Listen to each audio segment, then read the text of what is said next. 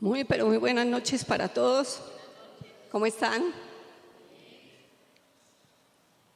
Estamos en Lucas 17, del 1 al 10.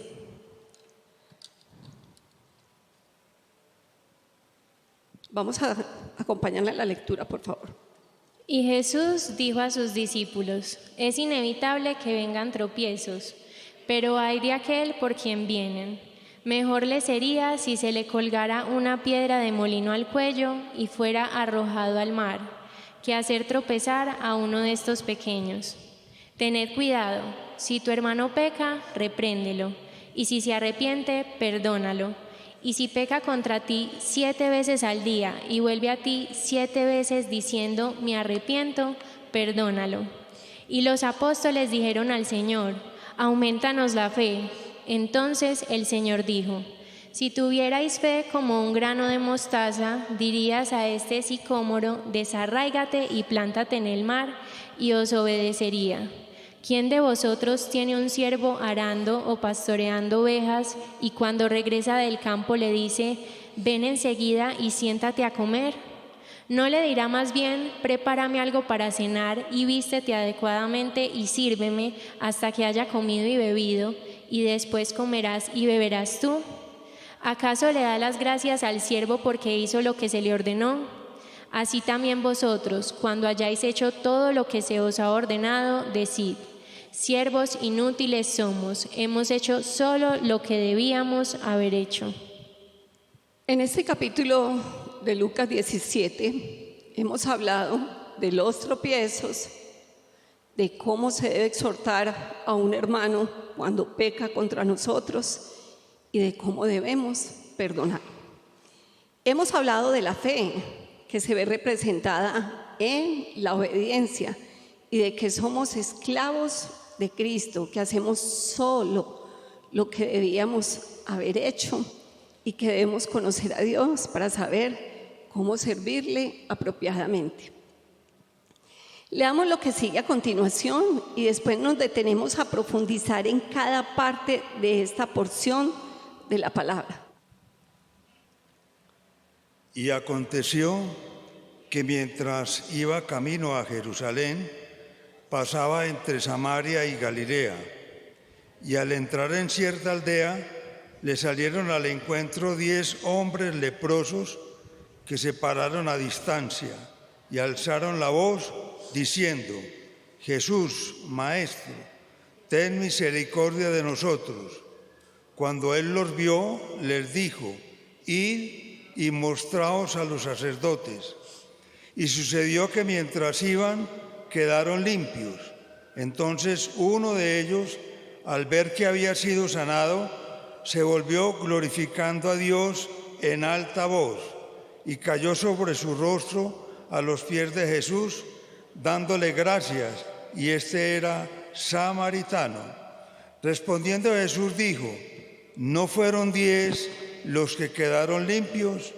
¿Y los otros 9 dónde están? No hubo ninguno que regresara a dar gloria a Dios, excepto este extranjero. Y le dijo: levántate y vete, tu fe te ha sanado. Vamos a tomar este texto y lo vamos a abordar desde varios puntos. En primer lugar, un destino marcado al que el Señor se dirige. ¿A dónde se dirige, iglesia? A Jerusalén. Un encuentro con ¿cuántos leprosos? 10 leprosos. Una petición que hacen ellos al Maestro: ten misericordia de nosotros. Una instrucción de parte de Dios: presentarse ¿a quién? A los sacerdotes. La obediencia de ir y presentarse. La gratitud, porque regresaron ¿cuántos? 1, dígale al que está a su lado, 1. Una inquietud de Jesús, eran 10.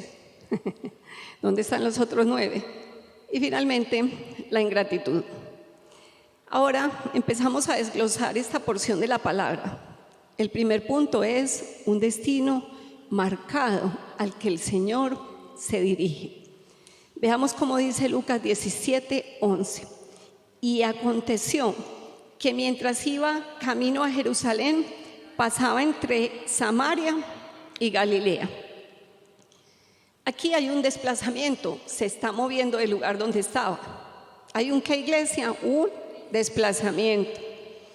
Recordemos que desde Lucas 14 no habíamos visto un desplazamiento de nuestro Señor. Tampoco a partir del versículo 4 de Lucas 14 vemos algún milagro, sino que esa parte de la escritura se centra más en las enseñanzas y parábolas de Jesús. Y vemos que en este desplazamiento que menciona Lucas 17:11, el Señor iba camino a Jerusalén. Este recordatorio de Lucas, ¿de qué era lo que hacía Lucas? Era médico. De que Jesús iba a Jerusalén, trae a la memoria de los lectores que Jesús y sus discípulos continuaban su viaje a ese lugar, ya que en ese detalle podía ser olvidado por quien lee en medio de tantas enseñanzas que Jesús ha presentado. No lo podemos pasar por alto.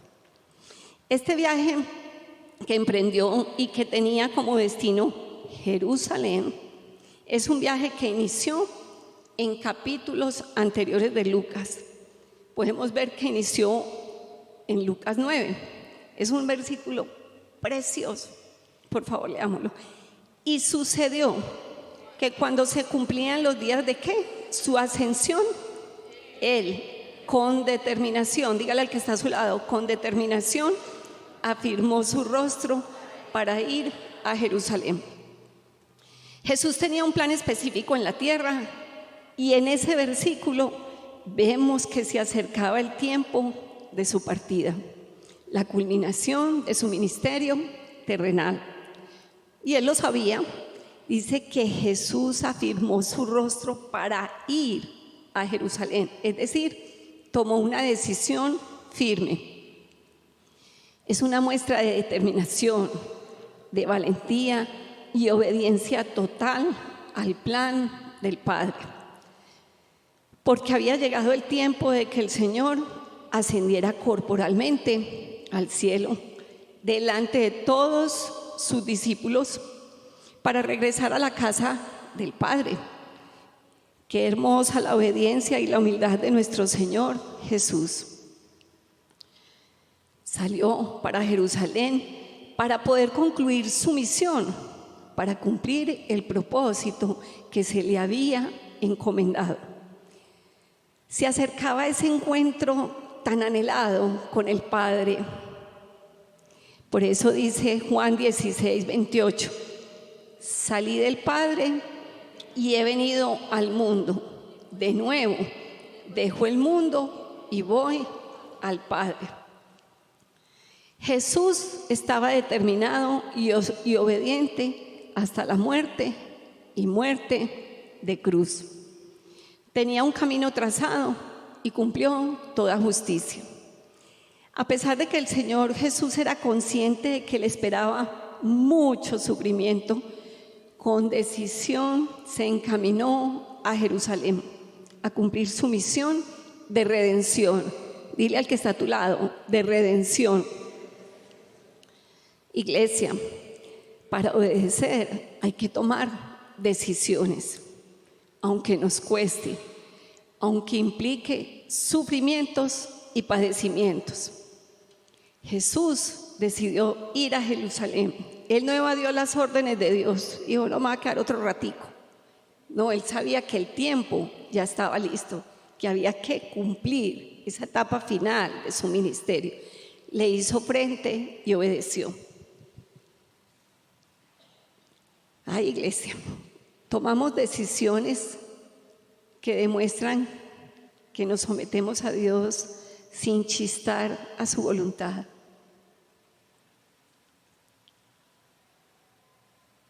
Afirmamos el rostro porque sabemos que debemos llegar a ese destino.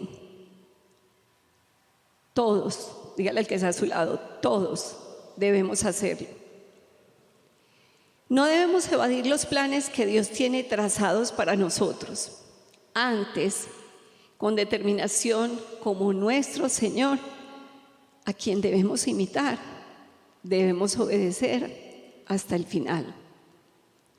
Miren, porque sí o sí la voluntad de Dios se va a cumplir, pero nuestra obediencia se define en la voluntad que tenemos para hacer las cosas como Dios quiere.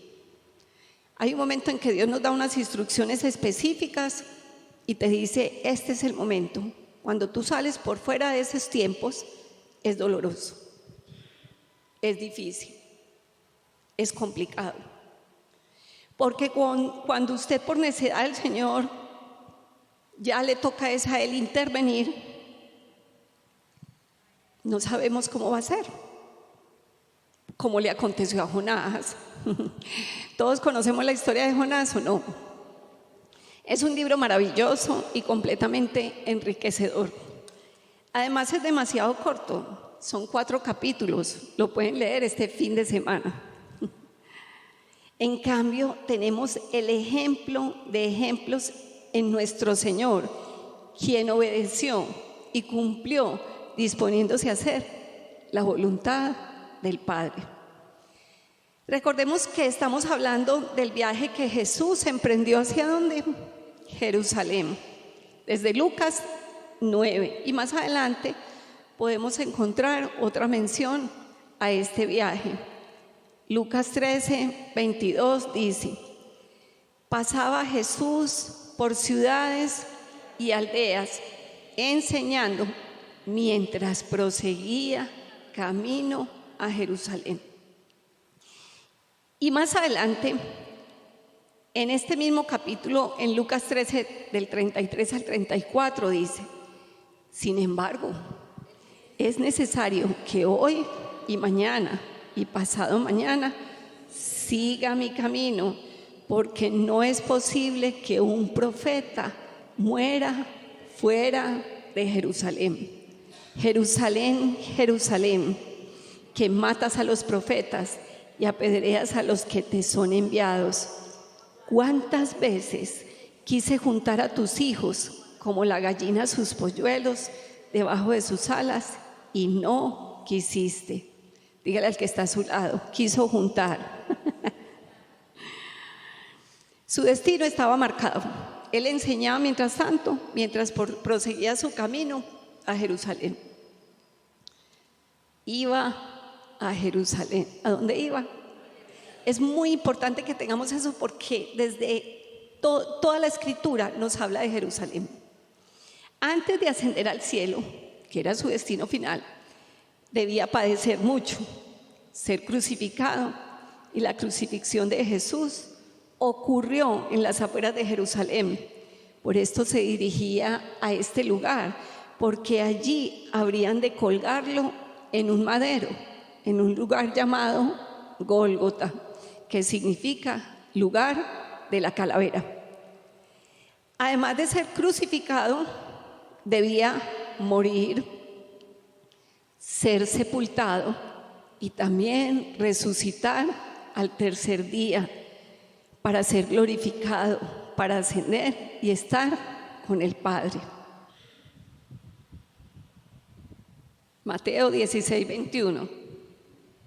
Desde entonces Jesucristo comenzó a declarar a sus discípulos que debía ir a Jerusalén y sufrir muchas cosas de parte de los ancianos, de los principales sacerdotes y de los escribas, y ser muerto y resucitar al tercer día. Debía ir a Jerusalén a cumplir todas las profecías que se habían anunciado de sus padecimientos. Nosotros ya las conocemos, las vimos en Lucas 16. Después de todos estos padecimientos y de la muerte y resurrección, Hechos nos relata su ascensión al cielo. Ascensión es la acción de ascender. Estamos hablando de cuando Jesús ascendió a los cielos, se dirigió a los cielos, fue al cielo, por si alguno tenía dudas. Vamos a leer Hechos 1, del 9 al 11. Después de haber dicho estas cosas, fue elevado mientras ellos miraban, y una nube le recibió y le ocultó de sus ojos. Y estando mirando fijamente al cielo, mientras él ascendía, aconteció que se presentaron junto a ellos 2 varones en vestiduras blancas, que les dijeron: varones Galileos, ¿por qué estáis mirando al cielo? Este mismo Jesús que ha sido tomado de vosotros al cielo, vendrá de la misma manera, tal como le habéis visto ir al cielo. ¿Por qué el énfasis en esto, iglesia? Porque Lucas nos relata ordenadamente ese desplazamiento que Jesús emprendió a Jerusalén. Y vamos a ver más menciones de esto en los próximos capítulos. Lucas es muy detallista en el evangelio que escribió, porque cuenta muchos pormenores que no podemos pasar por alto. Tenemos que valorar el amor y el detalle que puso cuando, siendo inspirado por el Espíritu Santo, relató de manera exquisita el caminar que tuvo nuestro Señor Jesús en la tierra. Es importante resaltar esta narrativa de la historia de Lucas porque nos muestra cómo Jesús no le huyó a la muerte ni al sufrimiento, sino que antes se encaminó a cumplir el deber que tenía para con el Padre. Juan 6:39 nos dice: porque he descendido del cielo, no para hacer mi voluntad, sino la voluntad del que me envió. Y en Juan 10:17 dice: por eso el Padre me ama, porque yo doy mi vida para tomarla de nuevo. Nadie me la quita. Dígale al que está a su lado: nadie se la quita, sino que yo la doy de mi propia voluntad. Tengo autoridad para darla y tengo autoridad para tomarla de nuevo. Este mandamiento recibí de mi Padre. Hay que apreciar que no hay nada al azar. Él, por supuesto, estaba ayudando a la gente, sanando enfermos, echaba fuera demonios, resucitaba muertos, enseñaba a sus discípulos y al pueblo. Sin embargo, tenía una meta clara, un destino establecido y un propósito certero. Ilustremos esto así, iglesia. Usted planea un viaje a la costa. ¿Cuántos hemos ido a coger carretera por ahí? Tan poquito, no. Usted planea un viaje para ir a la costa. Usted va en la carretera y se detiene a tomarle una foto a un paisaje que le pareció lindo, a contestar una llamada, a comerse un salpicón, a almorzar, otros a hacer una parada para ir al baño o para dormir. Pero su objetivo es llegar ¿a dónde? A la costa. Jesús tenía una meta clara. Este viaje final a Jerusalén, relatado por Lucas, no es solo una serie de eventos o paradas, sino que estructura narrativamente la misión de Jesús. Es un viaje hacia la cruz. Dígale al que está a su lado: es un viaje hacia la cruz, pero también hacia la resurrección. Y dígale al que está a tu lado: también a la resurrección. Es un camino que combina enseñanza, confrontación, milagros y sobre todo la preparación para el sacrificio final que traerá la redención a la humanidad. En este trayecto, Jesús revela la naturaleza de su reino, su amor y su llamado al arrepentimiento y a la fe, que es obediencia. Hermoso, iglesia, si no hubiera sido por ese sacrificio en la cruz, nosotros no hubiéramos tenido redención. Yo creo que eso amerita un aplauso para el Rey de Reyes y Señor de Señores.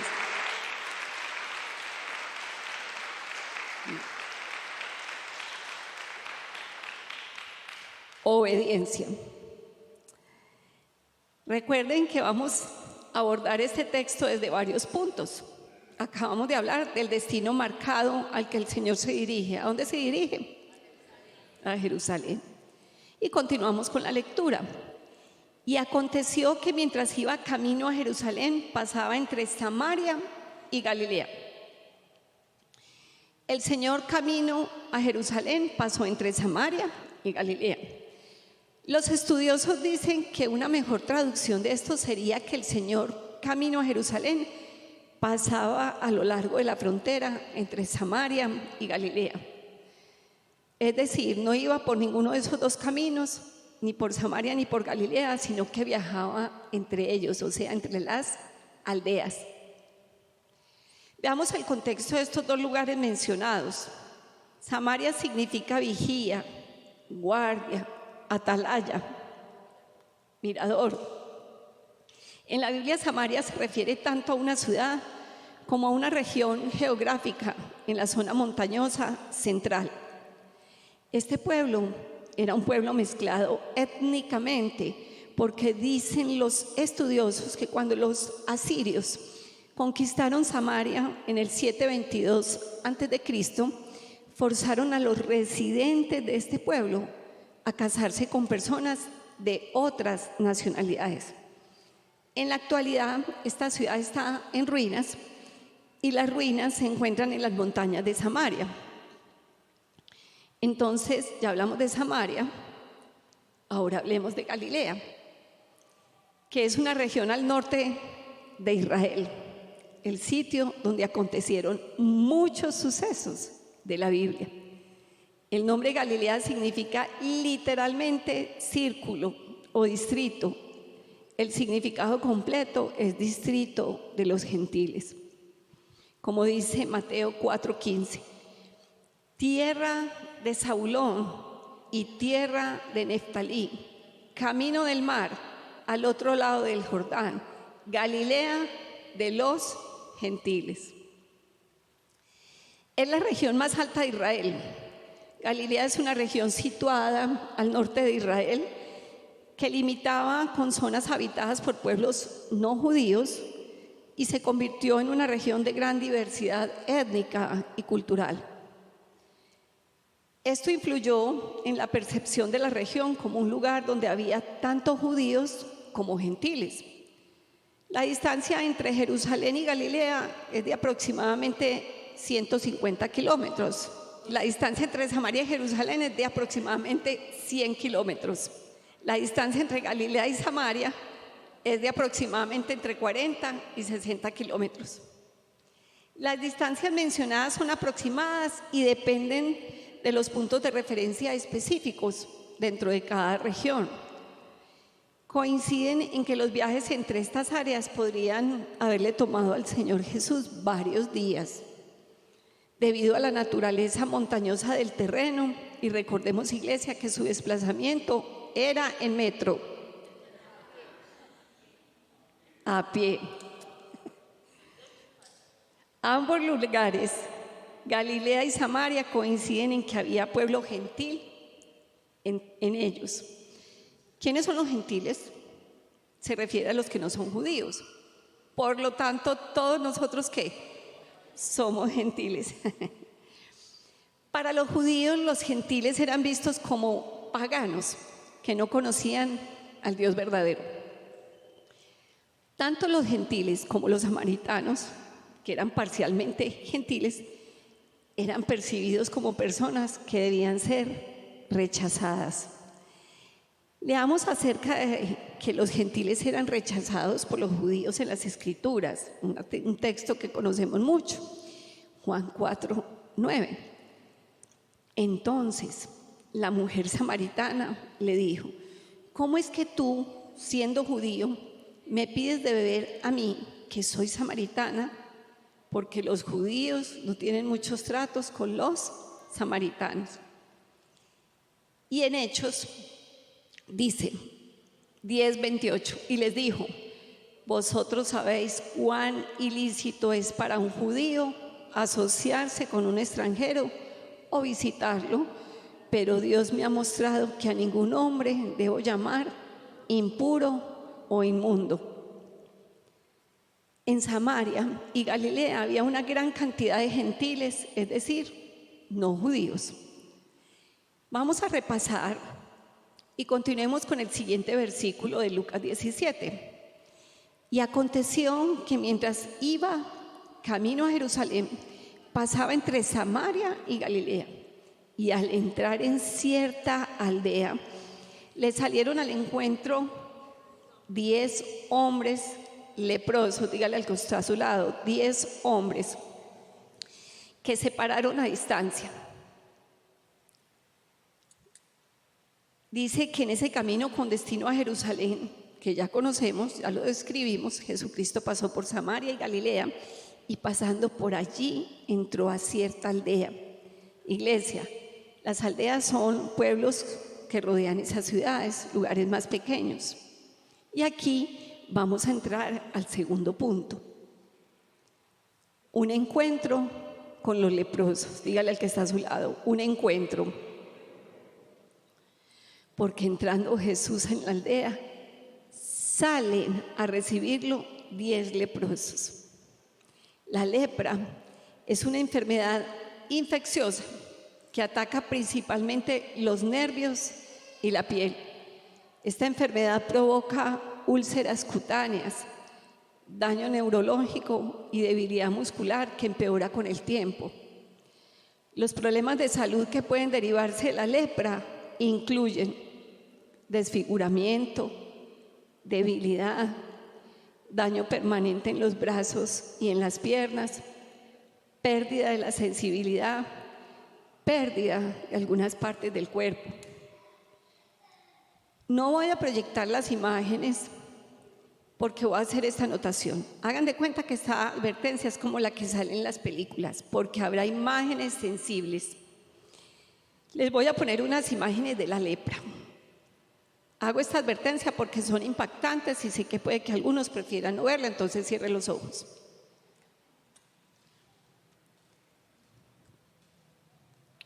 ¿Por qué las muestro? Porque debemos tener el contexto de las cosas.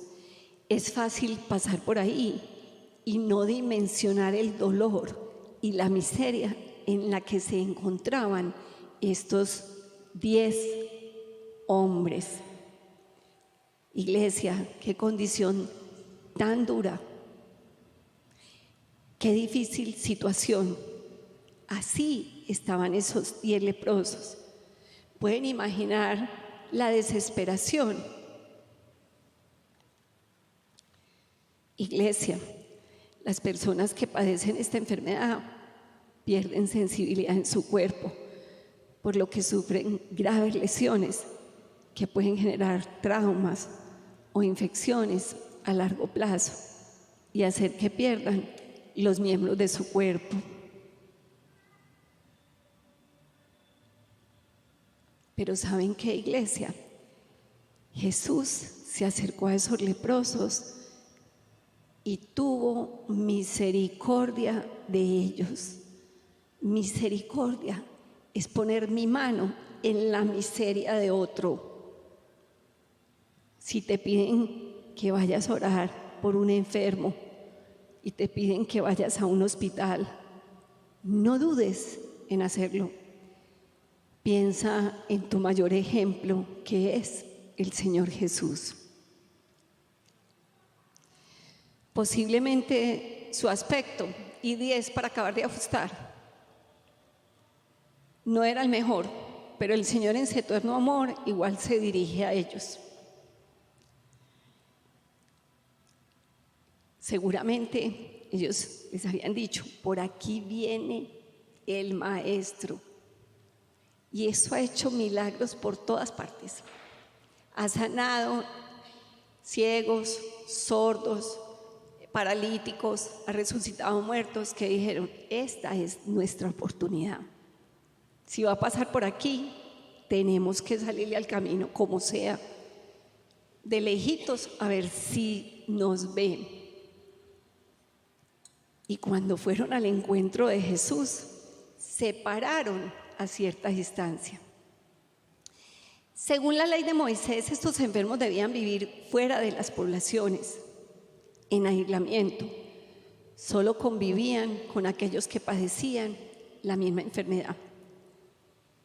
Era también una costumbre que los leprosos, cuando alguien se acercaba a ellos, anunciaran su infección gritando: inmundo, inmundo, tenían que decirlo. Y dicen que llevaban unas campanitas en los pies para anunciar que venían los leprosos. Y ya sabían que eran leprosos, entonces imagínense, la gente corría. A una persona con lepra se le prohibía acercarse a cualquier otra persona, incluso a sus propios familiares.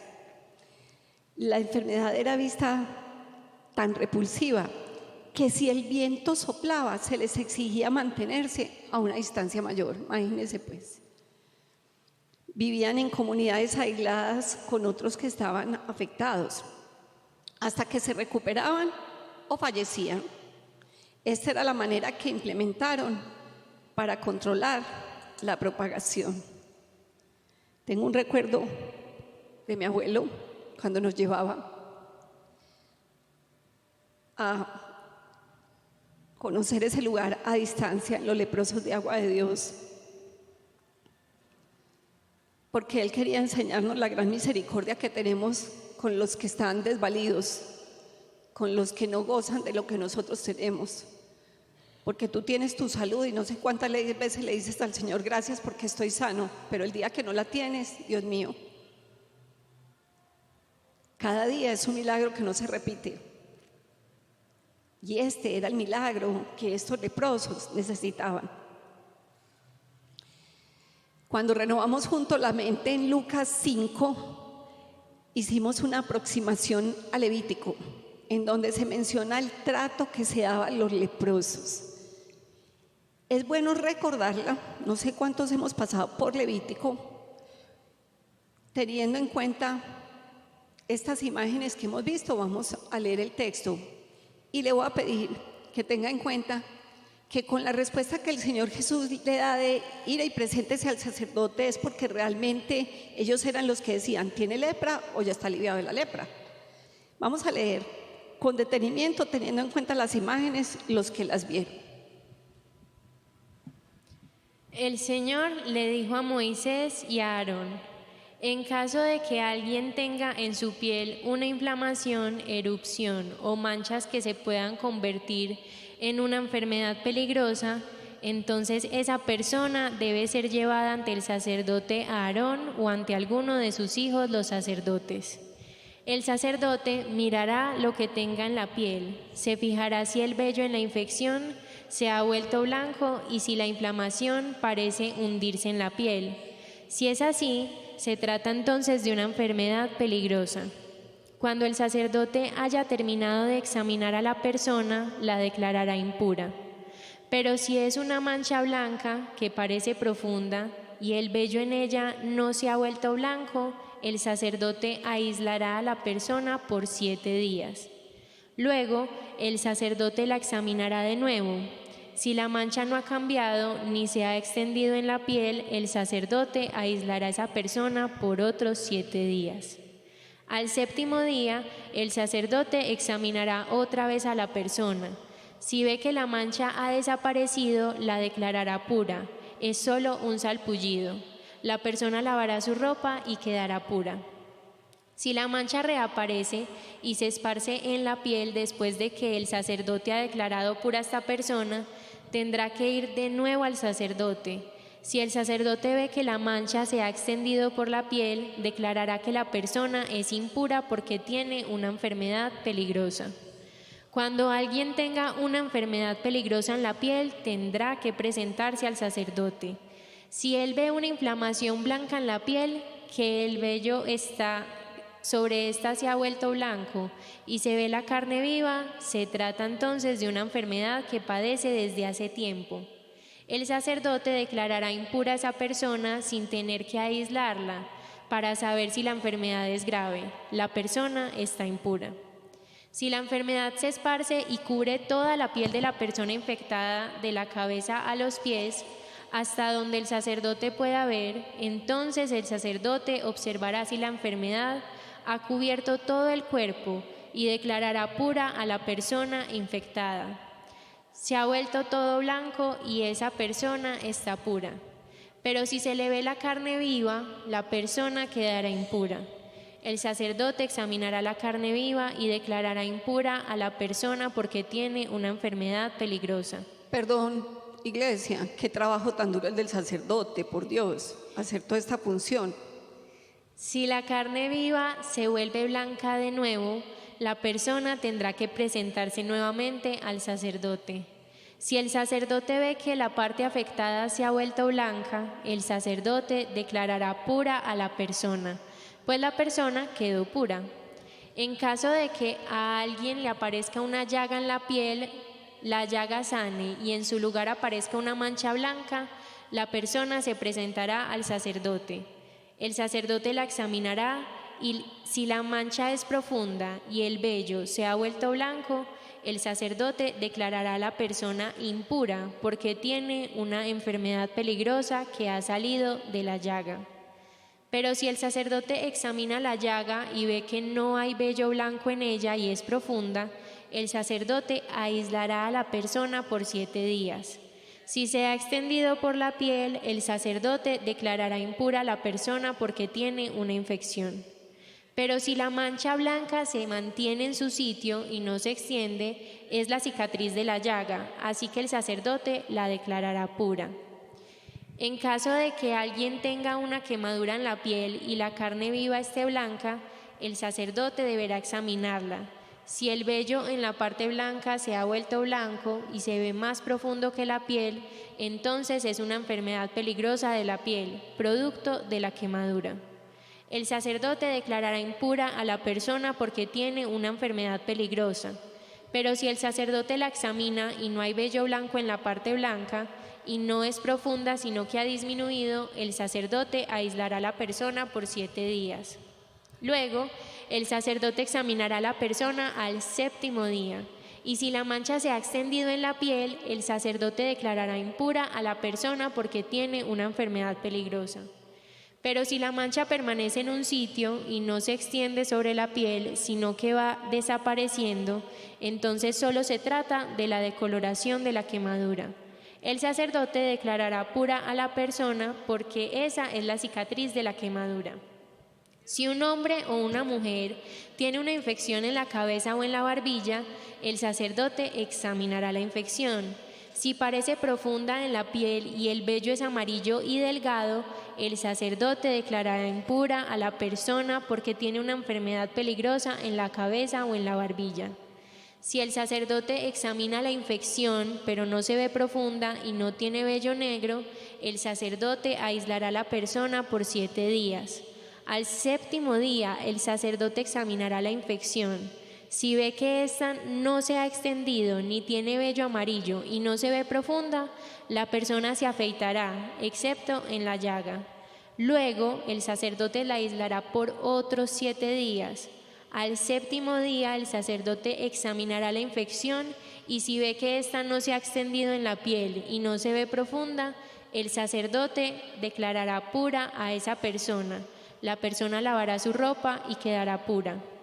Pero si la infección se extiende por la piel después de haber sido declarada pura, el sacerdote deberá examinarla de nuevo. Si ve que la infección se ha extendido, no debe buscar vello amarillo, la persona está impura. Pero si el sacerdote no percibe ningún cambio en la infección y ha crecido vello negro en ella, la infección ha sanado y la persona está pura. El sacerdote declarará pura a la persona. Si un hombre o mujer tiene manchas blancas en la piel, muchas manchas blancas en la piel, el sacerdote deberá examinarlas. Si ve que las manchas son blancas pero opacas, es solo una infección inofensiva y la persona está pura. Cuando un hombre pierde el cabello y se queda calvo, está puro. Si pierde el cabello de la frente, es calvo en la frente, pero es puro. Pero si aparece una mancha rojiza en las partes calvas de atrás o de la frente, es una enfermedad peligrosa de la piel de la cabeza. Un sacerdote deberá examinarlo y si la inflamación de la infección es roja y blanca y se ve como la misma enfermedad grave que aparece en otras partes del cuerpo, entonces ese hombre tiene una enfermedad peligrosa. Ese hombre está impuro. El sacerdote lo declarará impuro porque tiene una enfermedad peligrosa. El que tenga una enfermedad peligrosa en la piel deberá rasgar su ropa y descubrir su cabeza. Con la cara semicubierta deberá gritar: impuro, impuro. Quedará impuro mientras tenga la infección. Es impuro y tendrá que vivir solo fuera del campamento. ¿Qué trabajo el del sacerdote? Ya que leímos el contexto que vivían los leprosos, porque hay varios milagros de leprosos en el Nuevo Testamento. Van a hablar por allá de Naamán, en el Antiguo. Después vamos a hablar de él. Conocemos el aislamiento y el rechazo social que padecían. Por esto, dígale al que está a su lado, por esto, el milagro que realiza Jesús en Lucas 17 cobra un significado especial. Porque en este pasaje Jesús sana ¿a cuántos leprosos? A 10 leprosos que se encuentran en un estado de exclusión y desesperanza. Jesús demuestra su compasión y su poder sanador, devolviendo no solo la salud física de estos hombres, sino también la dignidad y la restauración de quienes habían sido marginados y atormentados por su enfermedad. Aquí vemos la hermosa capacidad de Jesús de romper las barreras sociales y religiosas, mostrando su poder y potencia al sanarlos, pero también la gracia, que tiene la capacidad para restaurar incluso a aquellos que aparentemente no tenían esperanza. Ahora sí, leamos de nuevo. Y aconteció que mientras iba camino a Jerusalén, pasaba entre Samaria y Galilea. Y al entrar en cierta aldea, le salieron al encuentro 10 hombres leprosos que se pararon a distancia y alzaron la voz diciendo: Jesús, Maestro, ten misericordia de nosotros. Cuando él los vio, les dijo: id y mostraos a los sacerdotes. Y sucedió que mientras iban, quedaron limpios. ¿Alguna inquietud que pudieron haber tenido los leprosos? Después alguno va y lo toca, le mete los dedos aquí en los oídos, hace de todo, hace una masita y nada. Simplemente les da una instrucción. Vamos a retomar. El destino marcado por Jesús era Jerusalén. Ya tuvo el encuentro con los leprosos que le salieron al encuentro. Ahora vemos la petición que estos leprosos le hicieron a Jesús. Dice que esos leprosos que se encontraban en la condición que ya sabemos, le hicieron la siguiente petición: Maestro Jesús, Maestro, ten misericordia de nosotros. Así como estos leprosos alzaban probablemente su voz para anunciar que eran impuros, recuerden que lo tenían que decir, ahora alzaban su voz con esperanza, clamando a Jesús que tuviera misericordia de ellos. Ya recordamos ahorita, pero ahora vamos a dar una definición. Misericordia, dice, significa virtud que inclina el ánimo a compadecerse de los sufrimientos y miserias ajenas. Ellos le pedían a Jesús que viera su sufrimiento y su miseria y lo sacara de ahí. Si hicieron esa petición, por supuesto que conociera a Jesús, de su poder y de cómo había sanado a otras personas. Ahora ellos querían quedar limpios de su lepra. Iglesia, nosotros también podemos presentarnos delante del Señor, clamar y alzar nuestra voz en su presencia para alabarle, para honrarle y para suplicarle misericordia. Pero desde ya debo advertirles que es importante que la actitud con la que pedimos vaya conforme a la palabra del Señor. que la obediencia con lo que seguimos, esas instrucciones, las sigamos o no. Él dio una instrucción. Y la gratitud con la que reaccionamos ante su misericordia. Ahora, después de hacer esta petición, recibimos una respuesta. Veamos este punto clave de esta porción de la palabra, la respuesta de Jesús. Dígale al que está a su lado, la respuesta de Jesús. Iglesia, muchas personas ignoran muchas veces las respuestas porque no van alineadas con la forma en que les hubiera gustado que les respondieran, y por ignorancia completa de las Escrituras, porque todas las respuestas están ¿en dónde? En su palabra. Dile que está a tu lado, todas las respuestas están en su palabra. En ocasiones la respuesta puede ser una negativa, como lo que le dijo el Señor a Pablo en 2 Corintios 12, del 8 al 10. Le he rogado ya 3 veces al Señor que me quite esa ¿qué? Dolencia. Pero el Señor me dijo, mi bondad es todo lo que necesitas, porque cuando eres débil, mi poder se hace más fuerte en ti. Por eso me alegra presumir de mi debilidad, así el poder de Cristo vivirá en mí. Otra versión dice, bástate mi ¿qué? Gracia, pues mi poder se perfecciona en la debilidad. Gloria a Dios, iglesia, el no también es una respuesta. Dígale al que está a su lado, el no también es una respuesta. Sin embargo, volviendo a los leprosos, vemos que reciben la siguiente respuesta de parte del Señor Jesús.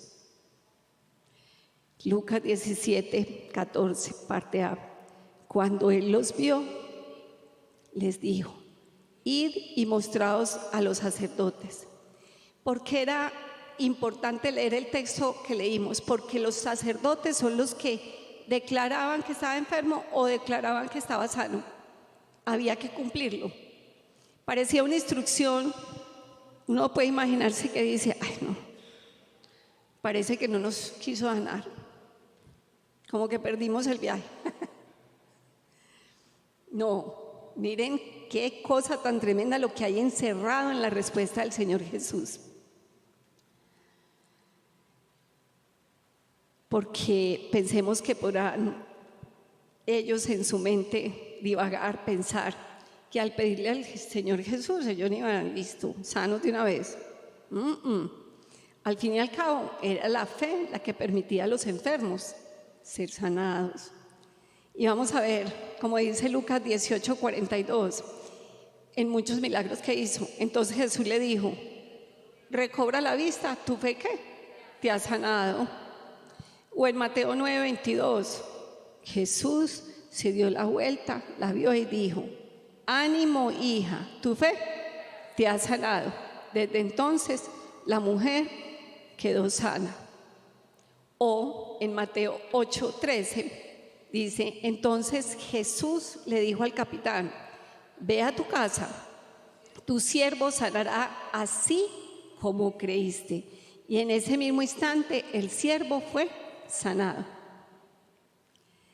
En estos versículos podemos ver cómo Jesús reconocía y respondía conforme a la fe de las personas, porque sin fe, que dicen, es imposible agradar a Dios, porque es necesario que el que se acerca a Dios crea que le hay, o sea, que está, y es que galardonador de los que le buscan. Sin fe es imposible agradar a Dios. Este caso de los leprosos es muy especial, porque aquí podemos vislumbrar nuevamente la profunda y hermosa relación entre la fe y la obediencia, porque la respuesta del Señor Jesús a la petición de los leprosos trae una instrucción. Veamos cuál fue. Cuando Él los vio, les dijo, id y mostraos a los sacerdotes. ¿Por qué, iglesia? ¿Quién decía que tenía lepra? Los sacerdotes. Su fe para ser sanados debía ser puesta en acción con sus obras. Ellos debían ir y debían mostrarse al sacerdote. Un comentario bíblico dice lo siguiente de este pasaje: antes de sanarlos, Jesús prueba su fe, enviándolos a los sacerdotes para que los declarara limpios. ¿Ellos qué tenían que hacer? Ir y ¿qué más? Obedecer. Muchas veces ponemos peticiones delante de Dios y Él, en respuesta a nuestra petición, nos dice que hagamos algo, pero nos cuesta hacerlo. Y esto se vuelve piedra de tropiezo para poder recibir la preciosa respuesta de nuestro Señor. Es necesario obedecer. Dígale al que está a su lado: es necesario obedecer para recibir la respuesta de Jesús. Esos leprosos debían ir a los sacerdotes. Les tengo unas preguntitas. Para recibir la respuesta de Jesús, ¿qué debes hacer tú? ¿Qué debemos hacer? Porque somos felices pidiendo. No, eso sí, la lista es larga y cuando se trata de lo que el Señor nos demanda, esa es bien cortica. Si el Señor nos pide algo, ya no nos gusta tanto. Señor, permíteme dejar el trago, pero sigues comprando botellas de licor. O no dejas amistades que te llevan a tomar como...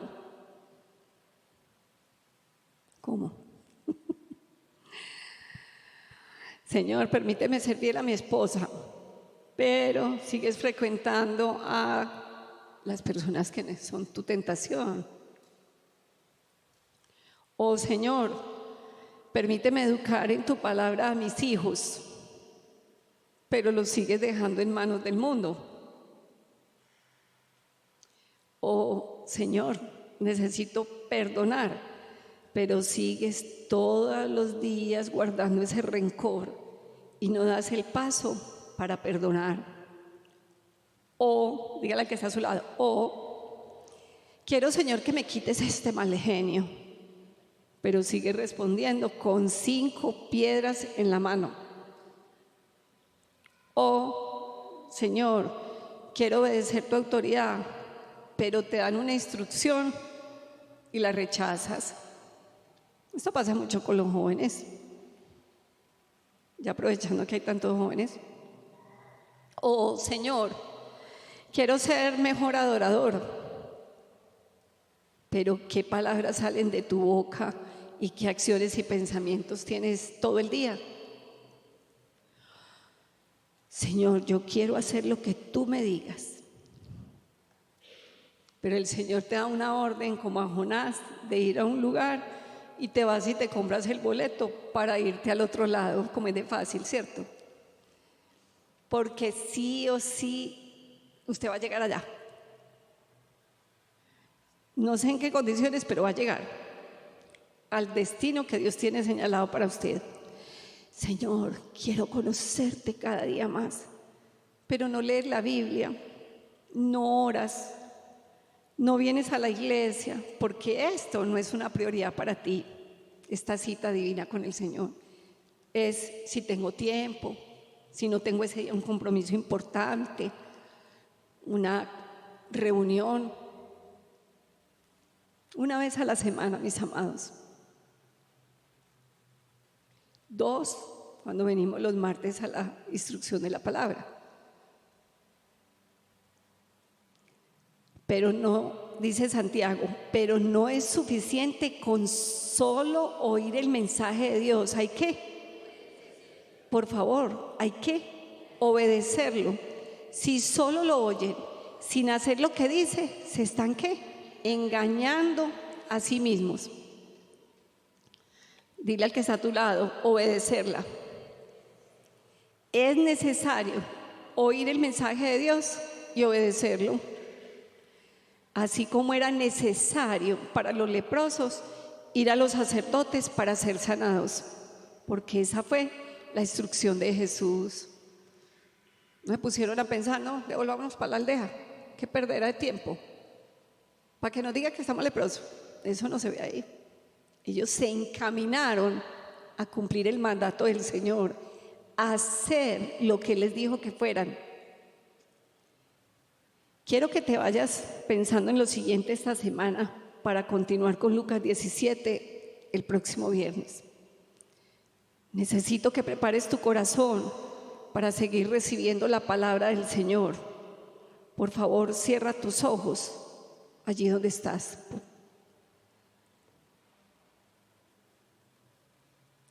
¿A quién le haces tus peticiones? Los leprosos sabían a quién hacer esa petición. ¿A quién le expones tus necesidades, ruegos y súplicas?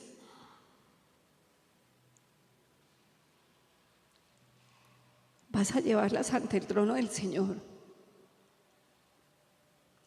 Esas peticiones que haces son bíblicas, son conforme a la palabra. Y si las haces cuando Dios te responde, estás haciendo lo que Dios te mandó a hacer. Eres obediente. Todos nos estamos preparando para ser obedientes a nuestro Señor, porque tuvimos un ejemplo. Vamos a estar sobre nuestros pies y con los ojos cerraditos. Dios, yo sé que tú tienes un destino marcado para cada uno de nosotros y lo vas a cumplir, porque tú nos llamaste a todos y a cada uno de nosotros los que estamos en este lugar. Que nosotros lo tengamos claro. Espíritu Santo, ayúdanos a tenerlo claro. Que no nos salgamos del camino pensando en que tenemos la decisión sobre nuestras vidas. No, la tienes tú, Señor. Queremos tener ese encuentro contigo, Señor, y presentarte la petición. No sé qué tú quieres decirle, Maestro, ten misericordia de mí. Dile ahí en qué quieres pedirle. Es el momento que le digas de hacer tu petición. Y tienes una instrucción clara de parte de Dios. Estás siendo obediente a lo que el Señor demanda y quiere de ti. Dios, Padre amado, yo te pido que nos ayudes a nosotros poder estar siempre en el centro de tu voluntad. Que como decía tu palabra, Señor, cuando el Señor Jesús se encaminó a Jerusalén, Él tenía claro que ese era el destino, que ese era el propósito. Que nosotros siempre tengamos claro ese propósito. Que todo obstáculo, toda dificultad que nos quiere sacar de ese camino, Señor, victorioso, porque tú siempre quieres lo mejor para tus hijos, nosotros logremos discernir, Señor, qué conviene y alejarnos de esas cosas que no son buenas ni de provecho para nuestras vidas. Gracias, Señor, por tu bendita palabra. Te damos gracias, Señor, porque la obra del Espíritu Santo en cada uno es eficaz, porque eres tú quien nos convence de justicia, juicio y pecado a cada uno de nosotros, para que siempre, cada día, estemos mejor a la estatura, a la plenitud de Cristo. En el nombre de Jesús, amén.